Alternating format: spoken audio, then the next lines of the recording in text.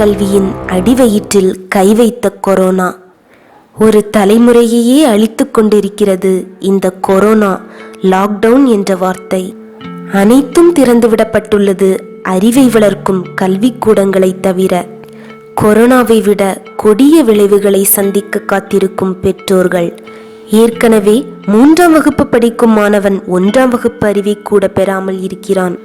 1ஆம் வகுப்பு முதல் 8ஆம் வகுப்பு வரை உள்ள பெரும்பாலான குழந்தைகள் பொறுமை இல்லாமல், பெற்றோர்களை மதிக்காமல், அவர்களையே மிரட்டி, மரியாதை என்ற வார்த்தைக்கு அர்த்தம் தெரியாமல், ஒழுக்கம் என்ற வார்த்தைக்கு அர்த்தம் புரியாமல் வயதுக்கு மீறிய செயல்களை செய்து கொண்டிருக்கிறார்கள். குழந்தைகள் திசை மாறி தவறான வழியில் செல்வதற்குத்தான் இந்த லாக்டவுன் மிகப்பெரிய பங்கு வகிக்கும். அவர்களை திசை மாற்றி விட்டு விட்டோம் என்பதை மட்டும் ஒவ்வொரு பெற்றோரும் நினைவில் கொள்ளுங்கள். நம்முடைய குழந்தைகளுக்கு உடலளவு மட்டுமே நாம் பாதுகாப்பு தருகிறோம். கல்வி அறிவில் பெரும்பாலான குழந்தைகள் கோமா நிலைக்கே சென்று விட்டார்கள் என்பதுதான் யதார்த்தமான உண்மை. முறையான கல்வி மறுக்கப்படும் போது மனதளவில் பாதுகாப்பற்ற சூழ்நிலை உருவாகி அவர்களின் செயல்கள் அனைத்தும் தவறான வழியில் செல்கிறது என்பது மறுக்க முடியாத உண்மை. மாணவர்களுக்கு நோய் பரவாமல் தடுப்பதற்காக 1ஆம் வகுப்பு முதல் 9ஆம் வகுப்பு வரை விடுமுறை அளிக்கப்பட்டுள்ளது. அதன் விளைவு மீண்டும் மொபைல் போனில் கூட்டம் கூட்டமாக மாணவர்கள் எல்லா பகுதிகளிலும் மூழ்கி கிடக்கிறார்கள்.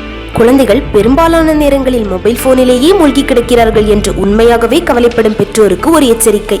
உங்கள் குழந்தைகளை நீங்களே மிகப்பெரிய அழிவு பாதைக்கு கொண்டு செல்கிறீர்கள் என்பதை புரிந்து கொள்ளுங்கள். அந்தந்த வயதில் கற்றுக்கொள்ள வேண்டிய அனைத்தும் இப்போதே கற்றுக்கொள்கின்றார்கள். இந்த மொபைல் போனை தவறாக பயன்படுத்தும் போது எழுந்து வர முடியாத அளவு சாக்கடைக்குள் விழுகிறார்கள் என்பதை மட்டும் நினைவில் கொள்ளுங்கள். பள்ளிகள் பாதுகாப்பான சூழ்நிலையே ஏற்படுத்தி தருகிறது. தினமும் 2 முறை டெம்பரேச்சர் செக் செய்கின்றனர். பாதுகாப்பு முறைகளை கடைபிடிக்க சொல்லி ஆசிரியர்கள் அறிவுறுத்துகின்றனர். இதெல்லாம் வீட்டில் சாத்தியமா என்பதை நன்றாக சிந்தியுங்கள். கடந்த 2 வருடங்களில் கொரோனாவால் இறந்த குழந்தைகள் மற்றும் மாணவ மாணவிகளின் எண்ணிக்கை விகிதத்தையும், பள்ளிகள் மற்றும் கல்லூரிகள் எடுத்து மூடப்பட்டதால் பல்வேறு தேவையற்ற செயல்களால் ஏற்பட்ட இறப்புகளின் எண்ணிக்கை விகிதத்தையும் கணக்கிட்டு ஒப்பிட்டு பாருங்கள். நிச்சயமாக பல மடங்கு அதிகமாகவே இருக்கும். சமூக ஊடகங்கள் அனைத்தும் ஏதேதோ காரணங்களுக்கு சர்வே எடுக்கிறீர்கள். இந்த விஷயங்களுக்கு ஒரு சர்வே எடுத்து பாருங்களேன்.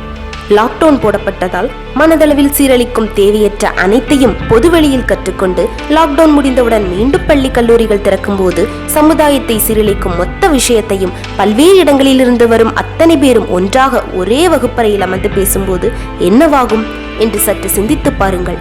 இதனால் ஏற்படும் விளைவுகளுக்காக மீண்டும் லாக்டவுன் போட வேண்டிய சூழ்நிலை கூட நிச்சயம் ஏற்படலாம். சற்றே சிந்திப்போம். நமது விலை மதிக்க முடியாத சொத்து நம் பிள்ளைகளே என்பதை உணர்வோம். வீடுகளில் உள்ள மூத்த குடிமக்கள் தமது பேரன் பேத்திகளின் நலனுக்காக, நடுத்தர வயதினர் தமது சந்ததியின் நலனுக்காக சிந்தித்து அனுசரித்து நடப்போம்.